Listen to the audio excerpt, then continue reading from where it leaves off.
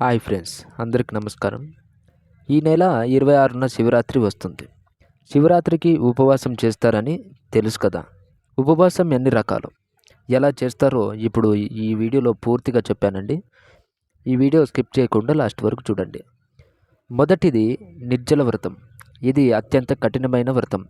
ఈ నిర్జల ఉపవాస వ్రతంలో కనీసం మంచినీళ్ళు కూడా తీసుకోరు. శివరాత్రి మొదలైన గడియల నుండి తిరిగి ముగిసే వరకు ఈ కఠినమైన ఉపవాసాన్ని పాటిస్తారు. ఇక రెండవది పలహార వ్రతం. ఈ ఉపవాస వ్రతంలో భక్తులు పండ్ల రసాలు, పానీయాలు, డ్రై ఫ్రూట్స్తో ఉపవాస దీక్షను ఆచరిస్తారు. అయితే వీరు తీసుకునే ఏ పదార్థంలోనూ ఉప్పు ఉండకూడదు. పండ్ల రసాలతో పలహార వ్రతం చాలా ఎక్కువ మంది చేస్తారు. మూడవది సమస్త వ్రతం.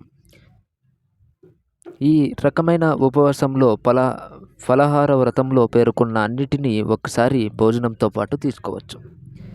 ఇక ఒకసారి మాత్రమే భోజనం చేసి మిగతా సమయం అంతా శివునికి అంకితం చేసి దీక్షను ఆచరించాలి. ఇప్పుడు ఉపవాసం చేసేవారు ఎలాంటి నియమాలు పాటించాలో తెలుసుకుందాం. ఎవరైతే ఉపవాస దీక్షను ఆచరించలేరో వారు సమాప్త వ్రతాన్ని ఆచరిస్తారు. ఉపవాస దీక్షను ఆచరించేవారు ఉదయాన్నే నిద్రలేచి స్నానమాచరించి పూజలు చేయాలి. మహాశివరాత్రి రోజున ఉప్పు తీసుకోకూడదు. సాత్విక జీవన శైలిని అలవర్చుకోవాలి. మాంసం తినడం, ఉల్లిపాయలు, వెల్లుల్లిపాయలు ఇలాంటివి ఆహారంలో తీసుకోకూడదు.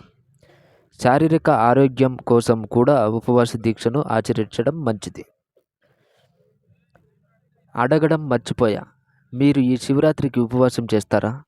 మీరు ఉపవాసం చేయాలనుకుంటే ఏ ఉపవాసం చేస్తారు?